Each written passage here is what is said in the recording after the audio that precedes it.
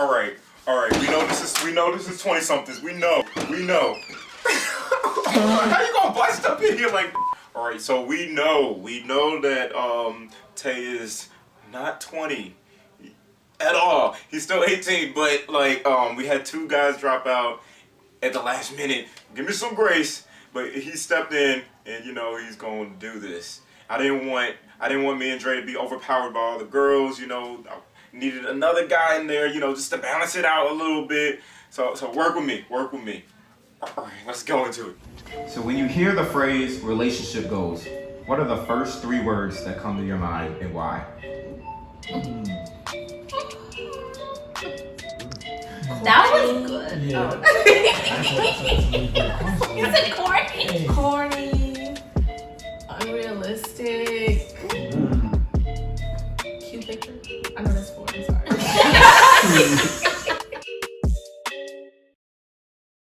Oh, is it going? Yeah, it's going right now. It's doing, okay.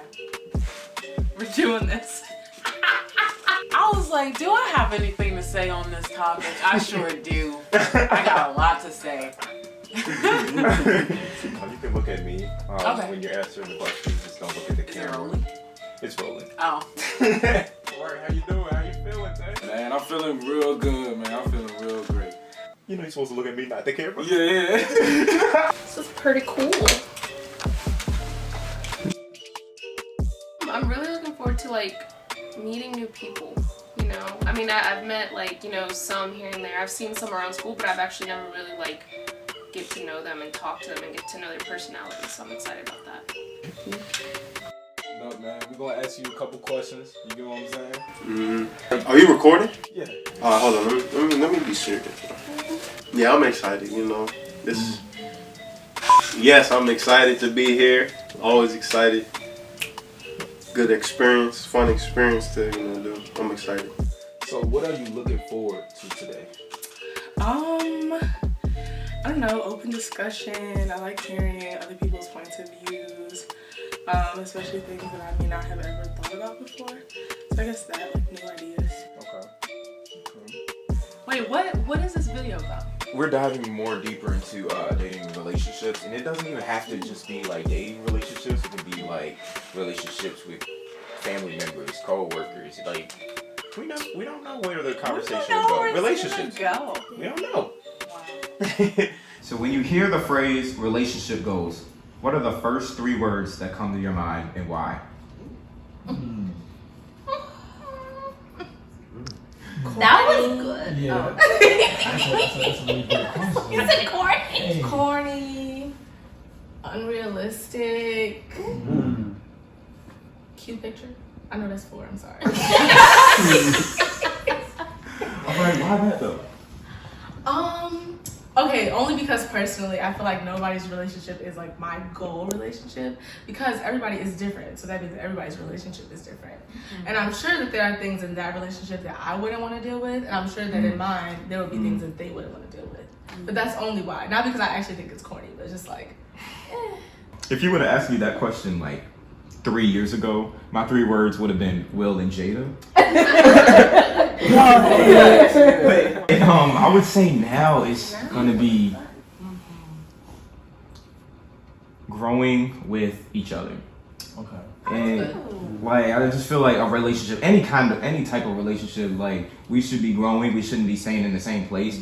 And relationship is more than one person. So I mean, as long as we're doing it together, then I feel like the relationship can flourish. Just I'm not gonna leave you. I'm gonna love you through your mess. Let's grow, let's learn, let's do this together. you water me. Facts. Yeah, I'm gonna have to say the same thing what you said. No, you gotta pick something. I mean, Put it I don't there. have anything though. I am looking forward to learn from the older audience.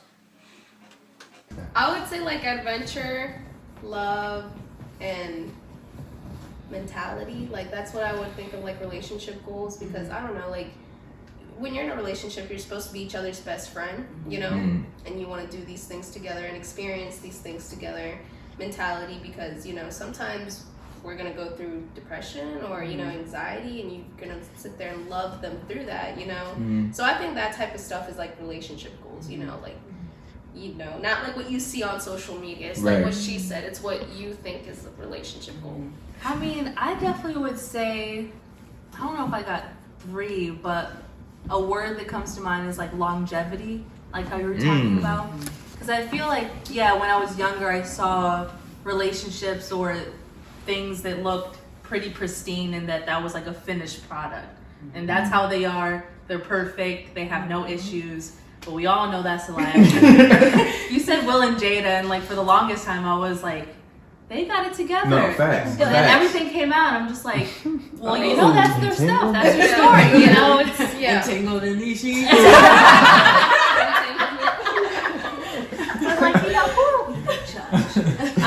So it's just basically like longevity, just figuring out how to work through it instead of just like abandoning ship immediately when it happens. I say commitment, sacrifice, That's a good one. and growth. Okay. Why those words? Your relationship, you have to be committed to the person, obviously, and you're gonna have to make sacrifices for the other person. So you might like to do one thing one day, then your significant other would not, want that, And you're like, you are currently in a relationship, right? Yes. And how long y'all been together? 3 years.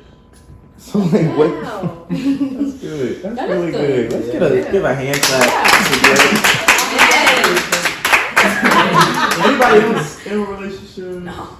How long? It'll be 2 years, October 4th. That's good. I'm not even in one.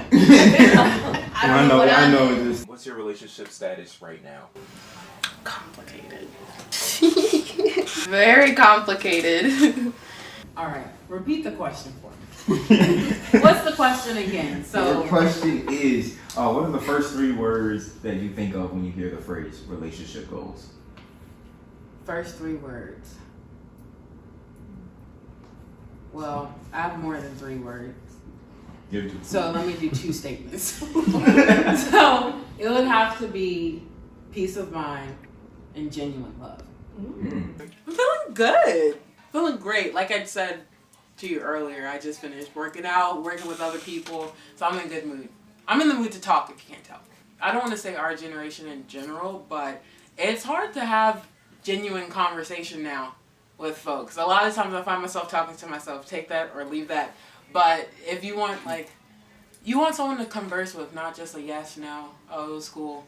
Let's get to the nitty gritty. How you feeling? That's what I want to talk about. And so what I mean by peace of mind, I feel like a lot of people have not discovered what it is to truly be at peace. Now, I didn't say perfect. I said to live in peace.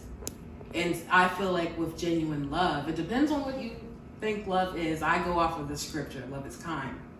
It's patient. It does not envy, however it goes. It is not boastful. That's love to me. It's not a physical attraction. It's not something of this earth. So if you don't believe in God and you don't believe in that stuff, then okay, but that's what love is for me. And so if you're not going off of what that says, you're not experiencing real love. Period. That's all I have to say. Say that. Oh, yeah, that was good. Man, okay. So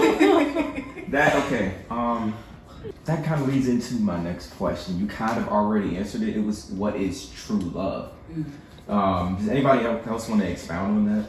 True love?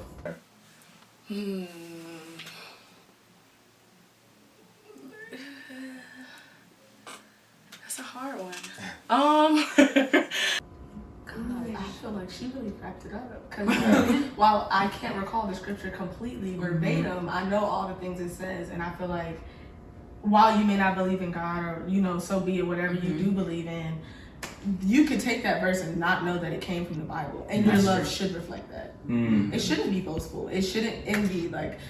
Jealousy in any relationship is real dangerous. Mm-hmm. You can't be someone else. So you wanting to be them is going to cause a rift between you guys. Right. Like all of those things is in the verse. Like I feel like it couldn't, like love, you can take that out of the Bible and not know that it came from the Bible, but like your love should reflect that. Even to go deeper into that, when I look at some of my mutual friends, or not mutual, some of my friends, because y'all don't know them, it's looking at their relationships and any problems that they may have. It comes from things that are the exact opposite of that scripture. They're having issues with trust. They're having issues with jealousy or just not being able to be loyal or committed.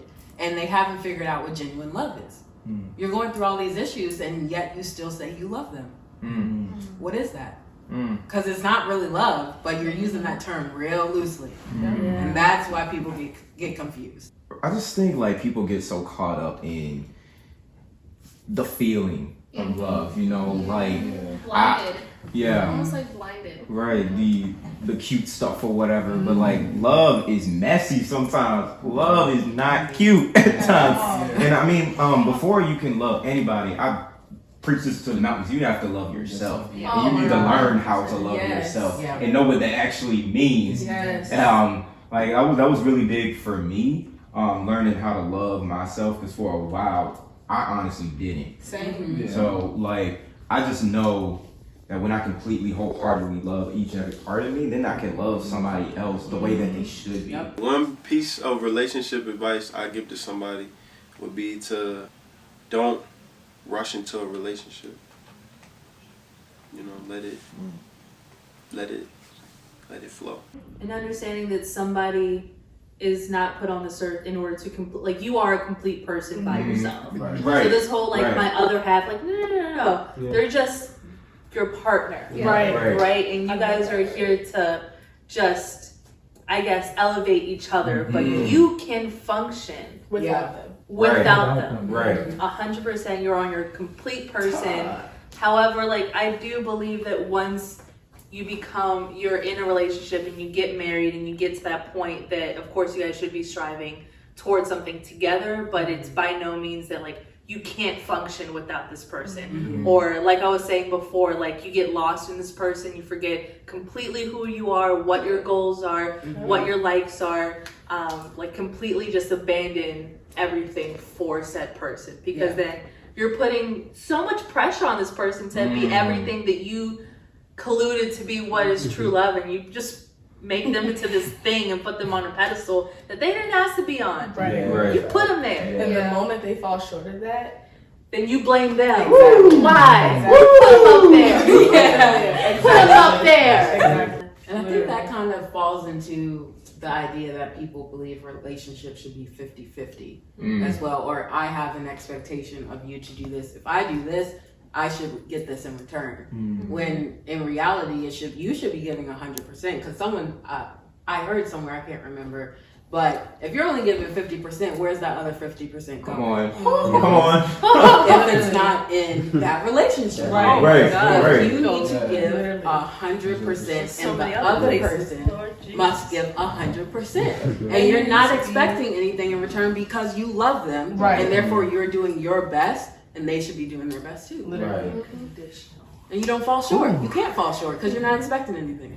And that helps if y'all don't make it, because people get so caught up in people and then they break up. And like, I know we've all seen it, like our friends break up and they like lose themselves because you put your literally everything into that person. And that's why like, it's so like, it goes into, you know, loving yourself. Like I have to love me enough to know that I'm gonna be straight if we not together. I would love for us to be, but just because we not doesn't mean that I have to fall apart. And that's real hard. No, it's hard. It's hard. It is. I literally was like dragging my feet to like end my last relationship because I genuinely didn't know. I'm like, what am I gonna do? That's all I know. To myself. I mean, you know, even though I was like doing most of, I guess, the house things and taking care of everything, I still for some reason was like terrified. I'm like, what if?